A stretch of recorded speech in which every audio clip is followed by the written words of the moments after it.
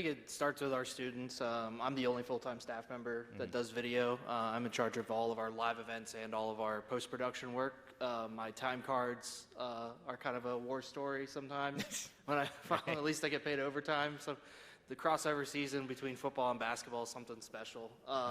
And then when they decide to give you 3 games in one day, and at first we were supposed to broadcast all of them, it gets to you look at it and you get kind of sticker shock, but then you take little things at a time and work with your students. And I was fortunate enough to have a GA both semesters where we had them for 20 hours a week, and they did a lot of the kind of assistant producers things and a lot of the in the weeds work that you would still show them and they'd shadow you on how to do it, but you would talk and work together different problems. And I think there's always, for me, it started with my students telling me that we got to make our men's basketball broadcast better, because I have friends who just want to see John Moran play.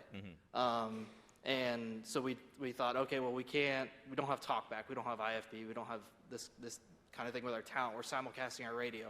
How do we do an open?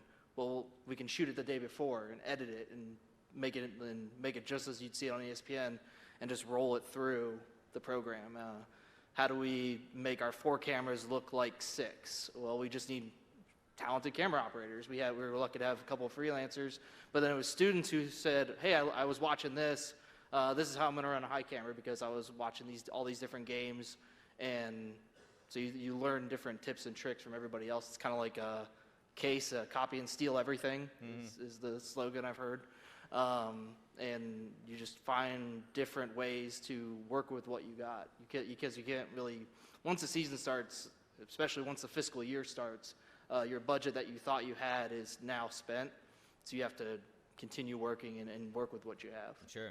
It doesn't necessarily have to be basketball, but anything in particular that was notably challenging that you had to overcome this year, whether it was a venue-specific, weather-specific, anything like that? Definitely venue-specific with basketball. We don't have an elevator to our control room upstairs, and so when something went wrong with our radio guys didn't patch through to give us their audio, I couldn't get up and run down the staircase to tell them, hey, press this output button. And the other thing too was it's a year-long battle I've had with the Wasps that have tried to take over either all of my patch panels or my trailer. They're finding a way, but I've consistently gone at them with the wasp spray, just fighting through. Fighting that battle.